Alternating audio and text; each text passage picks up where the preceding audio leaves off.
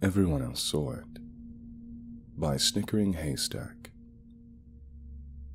Jonathan Lynch's Skype session with his mother was in 5 minutes. He had to admit he missed her.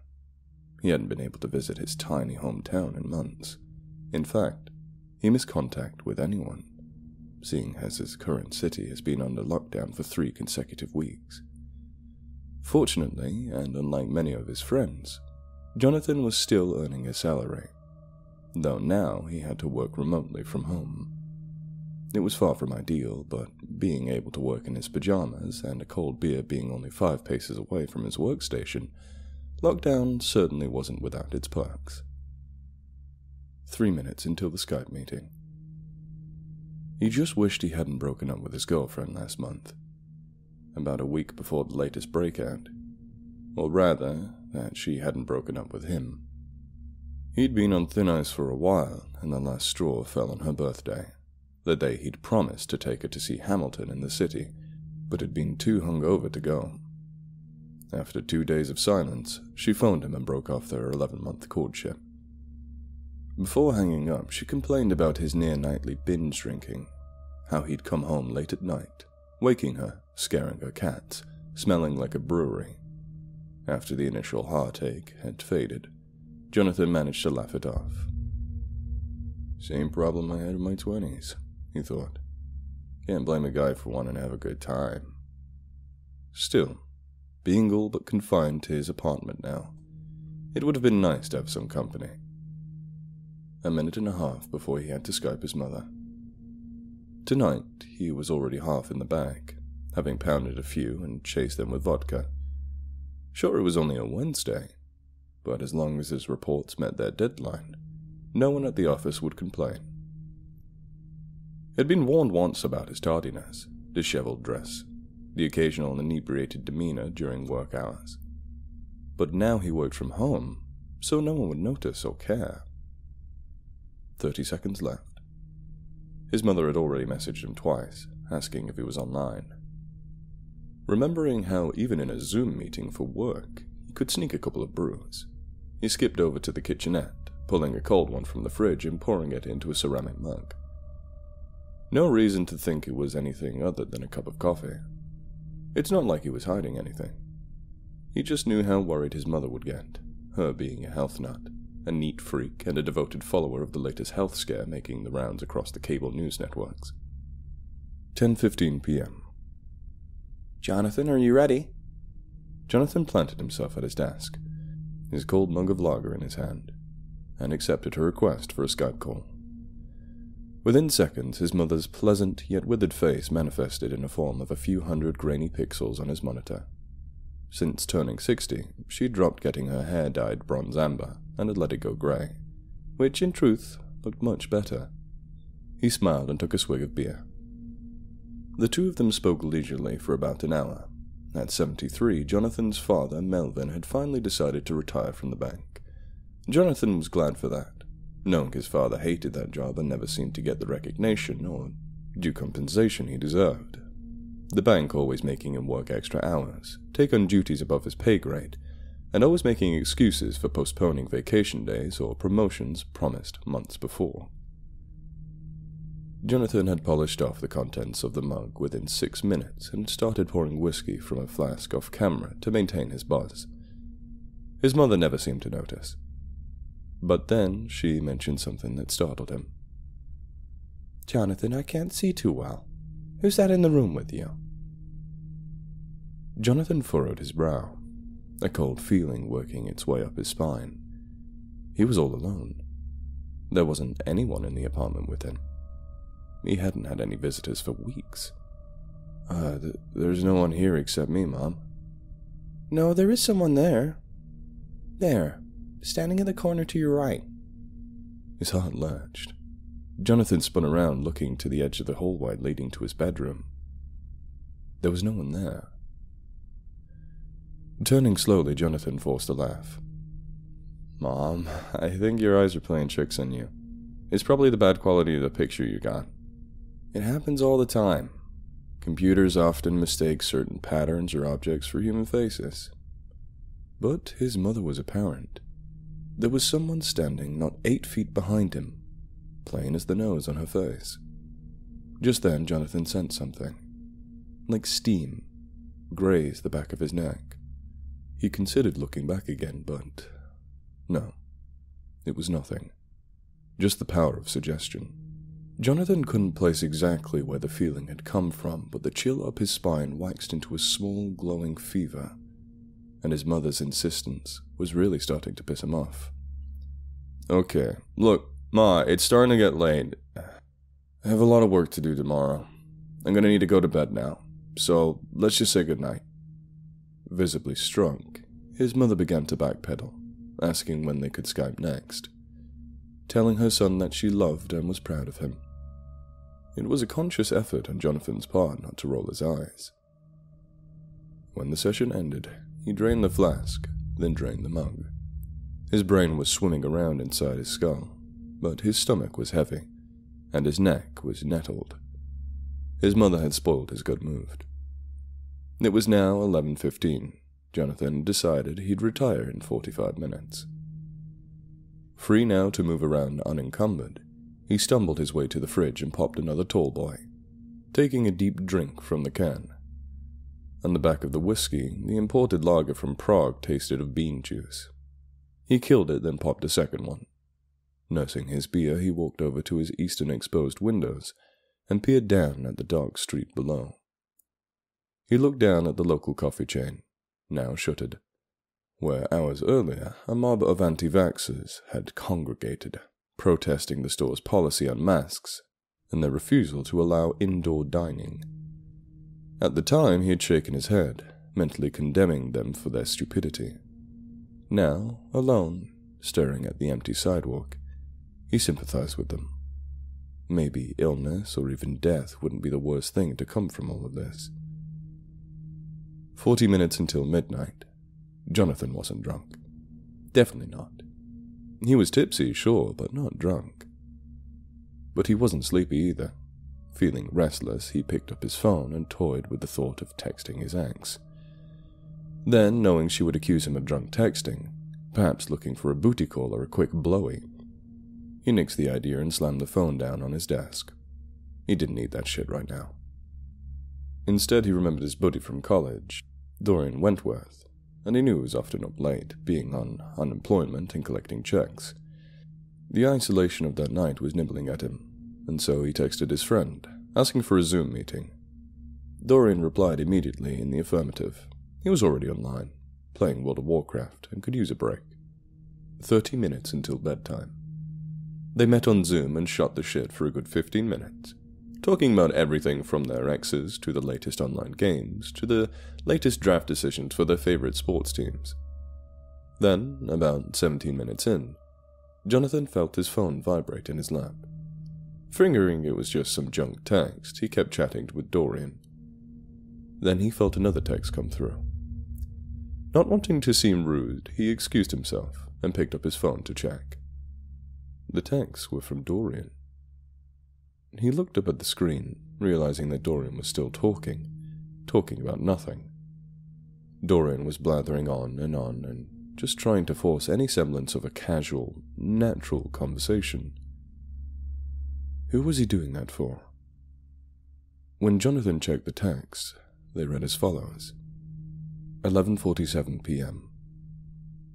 Dude, who's that in the room with you? 11:48. I'm not fucking kidding. Who is that? There's someone right behind you.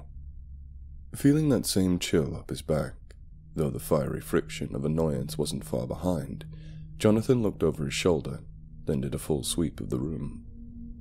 Nothing. There was no one there. Dorian? Said Jonathan, then shook his head, hearing the drunken slur in his voice.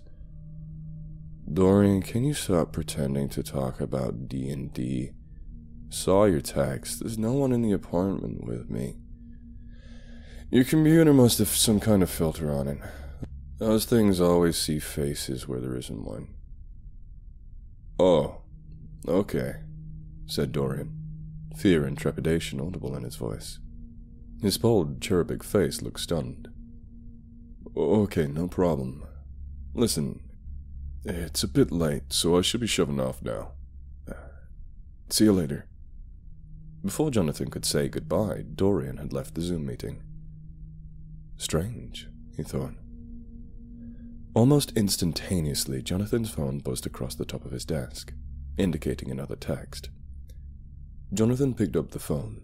This time, Dorian had sent a screenshot of their Zoom meeting. The title of the file reading, "Who is that?" Jonathan saw his own face.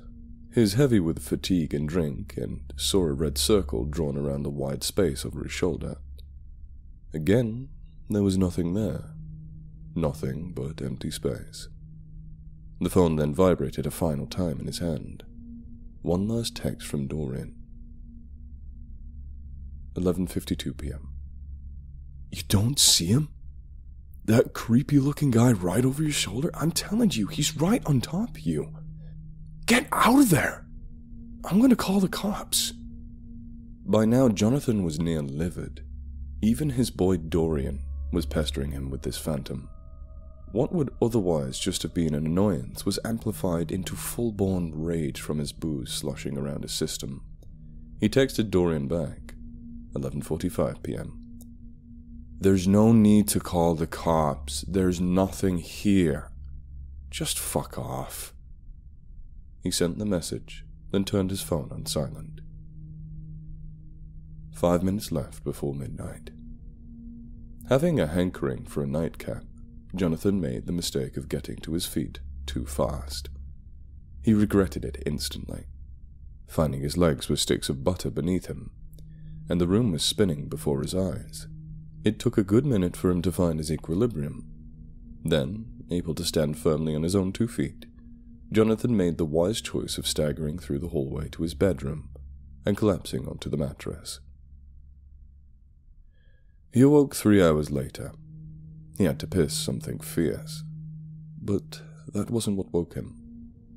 He could feel his 40 AVP blood racing through his veins, his heart punching a hole through his chest.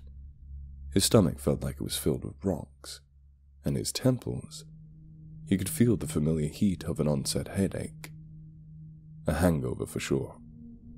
Nothing to get too worried about. When he got out of bed, the crapulent symptoms seemed to recede, and he felt somewhat better. He then strode his way to the commode. Standing, he let out a long stream of urine into the bowl, the dark piss making a small tearing sound against the porcelain. The smell of his piss then hit his nostrils, causing his stomach to flip. Feeling the familiar rush from his gut to his throat, his gullet filling with saliva, he could no longer kid himself. Kneeling onto the floor, he vomited into the bowl, his puke intermixing with the darkened water. The smell was maddening, so he flushed before letting go of another mouthful of regurgitated goo. Panting for a spell, he slowly got to his feet and felt the full force of his self-induced nausea. Before returning to bed to nurse his hangover, he splashed some water on his face, then looked into the mirror above the sink. Then he saw it. The other man. The thing that his mother and Dorian had seen hovering over him. It stood directly behind him, as though it were a second head jutting out from his shoulder. He saw its waxy, sallow skin, its dying, bloodshot eyes, the grotesquely bulbous forehead, a swollen scarlet scab of a nose, and a crooked set of yellow teeth forming a hideous rictus grin. The face was not just malformed, but disgusting in its humanness. He could not only see but feel its hot breath bearing down his neck. It felt like his flesh were ablaze. Adrenaline surging inside him, Jonathan dashed out of his apartment, grabbing an overcoat and slippers on the way. Not waiting for the elevator, he ran down the stairwell, 3 steps at a time. Once outside of the building, but still within the property line of the complex, he fished out a lighter and cigarette from his coat pocket and lit it up. He was panting. The tobacco hit his lungs hard, causing him to cough. He took a smaller drag, which soothed the burn of the back of his gullet, and he started to feel better. What was that in the mirror? It was still dark out, dark and empty. He couldn't go far, not without risking infection, that was. Despite understanding the motives and zest for life demonstrated by the anti-vaxxers, he wasn't about to tempt catching COVID. Not over some spook in the mirror. Well, he probably wouldn't catch anything at this time anyway. But why take a risk? Jonathan was always a bit of a hypochondriac. It couldn't have been real, he then thought. It's just stupid. There's no such thing. Jonathan then began to chuckle a little, laughing at himself for being so childish. There was nothing there in the mirror. Assured that he'd been dreaming, imagining things from the power of suggestion, he crushed his cig and made his way back inside. By the time he slunk back into his room, his temples were in full throb of an agonizing migraine. But at least now his stomach was empty, and his blood pressure had gone down to normal. It'd be a rough day, but nothing that he hadn't faced before. He'd get all of his work done in time, and would even be able to hack it in a staff Zoom meeting without raising any eyebrows. But before he retired to try and salvage what was left of a good night's rest, he crept back into the bathroom. He couldn't say why, other than that there was some invisible force pulling him back in front of the mirror. Perhaps he just needed to assure himself one last time that it was all in his head. But when he stood there, facing his reflection, it only took a minute before the spectre reappeared. There was no surprise or shock this time, not like a jump scare in the movies. Instead, the apparition just materialized into view, as though re-emerging from beneath a black pool of liquid. Its crooked, hideous grin seemed to taunt him over the other side of the glass. Jonathan had a good look at it, and realized he'd seen it before. He'd seen the same face in his dreams, in his nightmares, in the reflections and shadows that always seemed to follow him, ever since he was 6 years old. The spectre had always been there, always following him, but now was far more palpable, far more powerful. Jonathan knew that the spectre would always be with him, always shadowing him. But in all his terror-filled childhood memories, he'd never seen the spectre hovering this close behind. And he'd never seen its face look so near to his own reflection in the mirror.